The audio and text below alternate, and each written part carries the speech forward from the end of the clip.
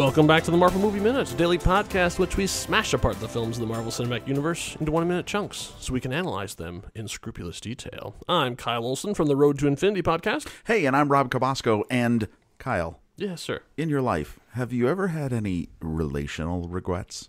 Oh, yes, definitely, I would say. Right, I'm certainly. We're yes. both happily married men. Now we should note. Yes. Happily married to other people. To women who we are related to by marriage. Yes. Different women. Yes, different women, yes. All of that. Let's put all that out there. They don't know, so we need to tell the audience. Not that you asked, but right. In case you were wondering, there's the story, right? We have children, right? Okay.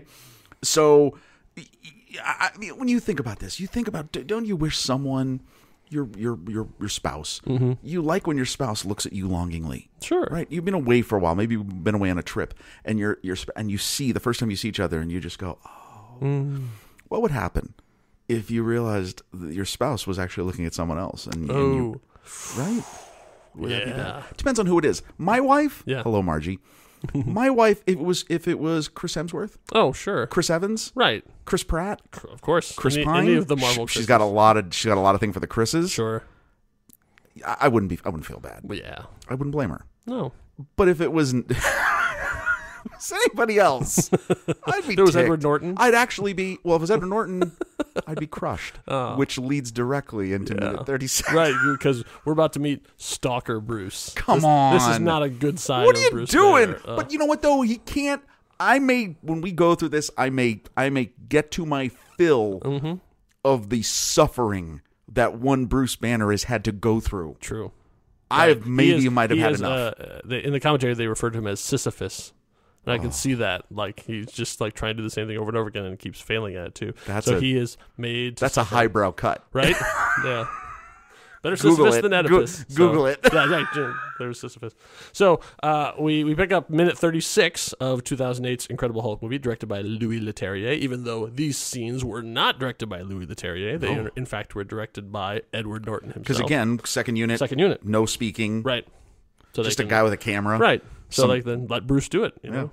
You know, so he'll have to be there anyway. So why not let Edward do it? And we should see this in an itch begins here that continues on to modern times here in 2020. So as he's looking up, he realizes that he's standing outside his old stomping grounds, the Biological Sciences Building. He spent probably a lot of time here. This wasn't like where his stuff was, I wouldn't think, but he probably, spent a lot of time here.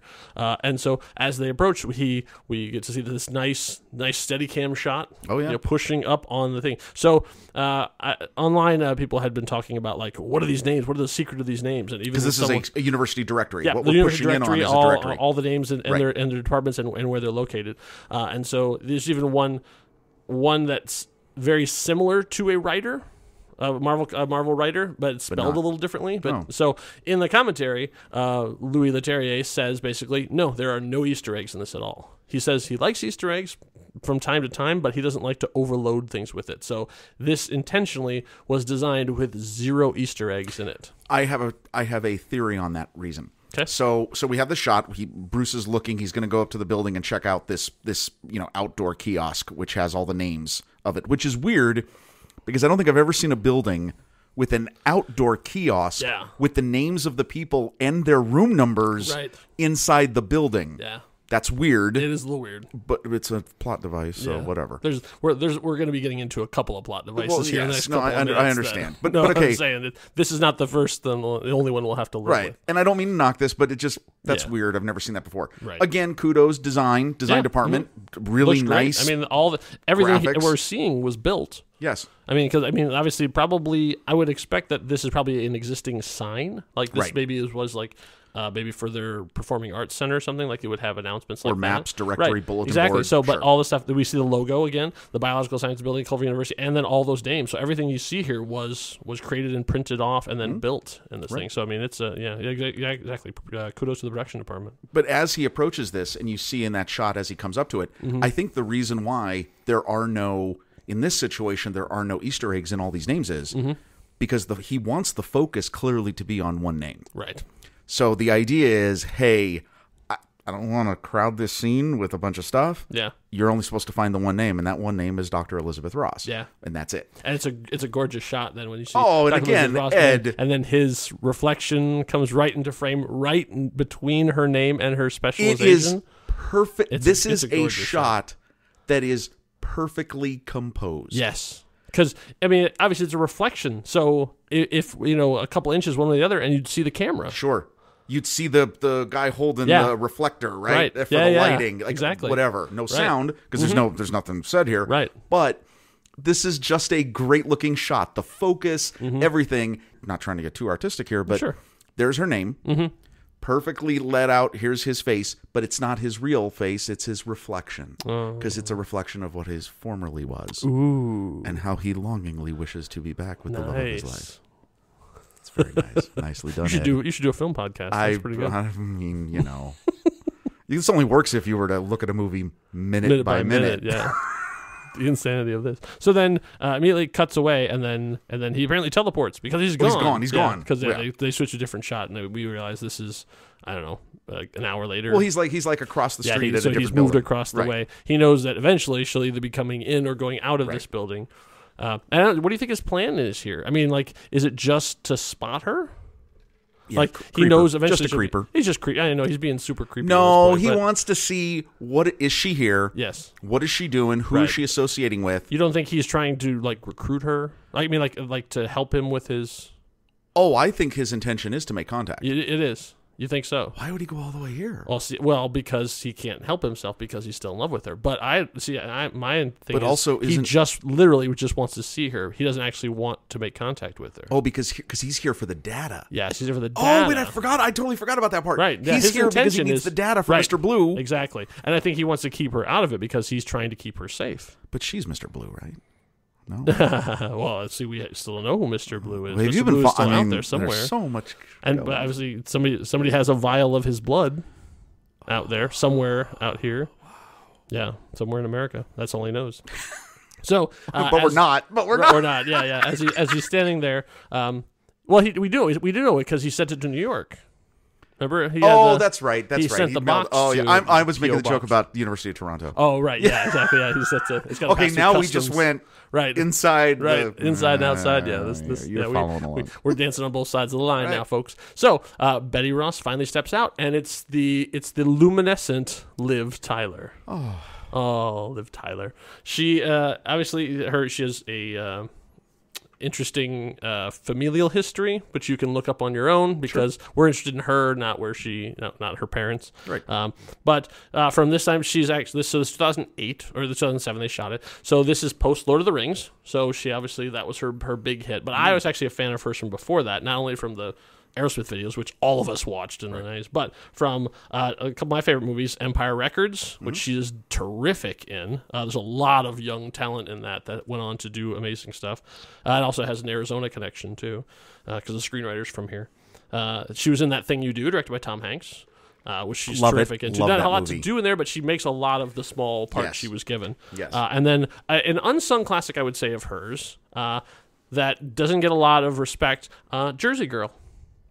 She is like third lead in Jersey Girl, and she's terrific in it. Now, that movie has some issues, of course, but it's Kevin Smith's biggest bomb. It was almost kicked him out of Hollywood. Wait, that's his biggest bomb? That was his biggest bomb, yeah. That was because that was studio money he was playing with there. Cop Out did better than... I think, Cop Out did better than Jersey Girl. Sorry, People Kevin. Stayed away from Jersey Girl in droves. Okay, I'm sorry, Kevin. Because we love Kevin. I've seen everything. I've even just bought the reboot on digital when it came out. I've given Kevin Smith a lot of money over the years and will continue to. I'm a big Kevin Smith fan.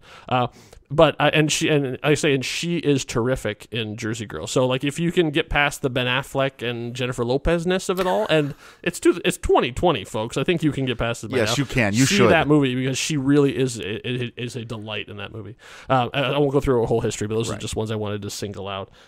So she had actually kind of quasi retired from acting at this point because she became a mom. Mm-hmm. Like she stepped away from Hollywood and she actually moved out of country and was like basically had given up the Hollywood life. And so then after her I believe it was her son, got a little bit older, she started sort of thinking about this stuff, and they came to her and said, hey, would you come back to it? And they said in the time from when she left Hollywood when she came back, she left a girl and came back a woman. So like, just in terms of her outlook and her just even her look, like she had sort of become like, now she's somebody's mom. That ages you no matter who you are when you have a kid. Maturing. Right, exactly. So she came back like a mature person, so she's in a very different place instead. And then like the commentary basically just spends the next like 4 or 5 minutes just raving about her. Oh, really? And I say people have reputations. Edward Norton has a bit of a reputation in Hollywood. Right. And she, from what I've heard from everyone who's ever worked with her, is just beloved. Oh, that's awesome. And she's still working to this day. Like she just finished up a television show. We forget. And look, when we talk about if you're a fan of movies, and you are, that's why you're listening to this. Sure. We forget that these people are real people. Right. They come to work and exactly. they have lives. Right. Yes, good days and bad days, and like a harmonious set does not necessarily make a good movie. So sometimes coworkers don't get along, but you still got to put something on there. And so we've seen examples of people who get along make terrible movies, and we've seen people who fight, and they make a terrific movie. Right. You never can tell what the mixture is going to create. Few of us though have had to deal with the stress of being part of a machine that has a $30 million budget. True. And a schedule that has to produce. Yeah, I get it. One thing I will say, just as we wrap up our Live Love Fest, is that I just finished a book about the making of Lord of the Rings. Anything is possible. The making of Middle Earth or something like that. It's basically a Peter Jackson book. It covers those sort of 10 years. And what I didn't realize is that she went down there with all the rest of the cast at the same time and did the same horse riding, sword fighting, bow and arrow work as all the rest of them, because she was in the movie as a member of the Fellowship almost. Like she showed up at Helm's Deep and she was the one who was leading that army. And so she fought, she was there with them in the rain, in the night, shooting all stuff, like fighting orcs and shooting them with arrows and trading japes with Aragorn and everything like that. And they cut her out entirely. She shot all of those. Because I don't remember. They basically just kept her in Rivendell. But yeah, she was there. Like she was, instead of that random dude who shows up that we've never seen before, who's like, I'm here leading the elves. And it's like, great. That was her. She shot it all, and they just didn't. They decided that's in the super extended. Yeah, right. Waiting for that cut to finally come out. 17 hours long. Right. Well, 2021 will be the 20-year anniversary, so maybe we'll special see editions. Are we going to have a Lord of the Rings special edition? Right. So maybe we'll see. But yeah, I'm like, I felt really bad for her because she was out there, she had all that training, all that work, and she was out there slogging away in the rain with all the rest of those people, and nothing to show for it. Well, so kudos, Liv. You put in your hard work. She did get a check. But yeah, true. But at the end of the day, you still got nothing. And you still get like the movie shirt, poster, and that's it. Right? You still got a movie poster with your face on it. So that's not the worst thing in the world to end up with. But you put in the time, you kind of wish you would your work could be acknowledged. But so we're acknowledging it here. Way to go, Liv Tyler. Exactly. So meanwhile, let's get back to Betty. So Betty goes and sits down on a bench. Creeper Bruce. Yeah, he's checking her out from behind a tree. Right? I know. With his cap Nothing on. suspicious about that. And then as you watch it, she pulls out a BlackBerry Curve. Oh, that's right. I couldn't find the exact model, but it basically is a BlackBerry Curve. You can tell that it was a super popular phone at the time. A BlackBerry was dominant, it was like iPhone number 1 and then BlackBerry's number 2. Had a full keyboard, which was their big gimmick. The BlackBerry Curves, and this is near the end. Well, this is the big transition because the iPhone comes out in 2007. Right, was announced. Yeah, comes out later that year. And and it was a big. And people don't remember. It was just like HD DVD versus Blu-ray. It was a war about initially you have to choose one side or the other. You're either with iPhone or you're with BlackBerry. Right, it was a big thing. They were probably the top phone at the time that iPhone came out.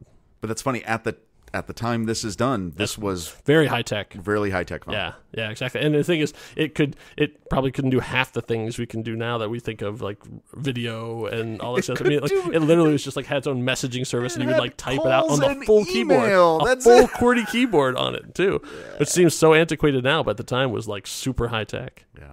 Now, when she's on this phone, it seems like she gets a message or something because she's very pleased by whatever is on the screen. She has a gorgeous smile right now. Right? She's very happy. Yeah. And then Bruce looks over and thinks like, oh, she's thinking about me. I mean, that is kind of what you think he's thinking. Yeah. And then as he looks over, then she immediately looks up and looks dead into camera. Yes. And it's sort of like one of those, and so he immediately thinks, oh, she's looking at me, like she spotted me. My disguise has no longer worked. How can she? I'm behind a tree and I'm wearing a hat. How could she see me? But she's not looking at him. This is where it starts. This is that classic. Somebody waves and you go to wave back and realize they're waving at somebody behind you. Ooh. Ooh, and what do you do? Do you try to like touch I do, your hair? I do. You do? Or like, I go to the eyebrow. Like, smooth out my eyebrow. That's what I was doing the whole time. What was this? Yeah. I'm sorry. Right. And then just like, you just turn and like walk away. Yeah, just like don't make eye contact with anyone. Just like, oh, look at my shoes. My shoes are looking good today. Wouldn't it be funny though if you just in that moment you just said, screw it, and you just walked right towards the person and just gave him a big hug? They'd be like, what is happening? I didn't realize you felt the same way. So I mean, this is a moment where it's nice. It's nicely done in that you know they keep cutting back and forth between their faces. Yeah, creepy Bruce, sweaty, nasty in the shadows, and beautiful Betty in the sunshine, smiling and happy. Yes. Yeah. And then with her high-tech BlackBerry Curve. Bruce doesn't even have a phone or a wallet at this point. And we kind of just start to see on the left side of the screen the person who is walking towards. That's right. We get to Betty. see an arm. But whose arm is it that has made Betty so happy? Who belongs to that arm?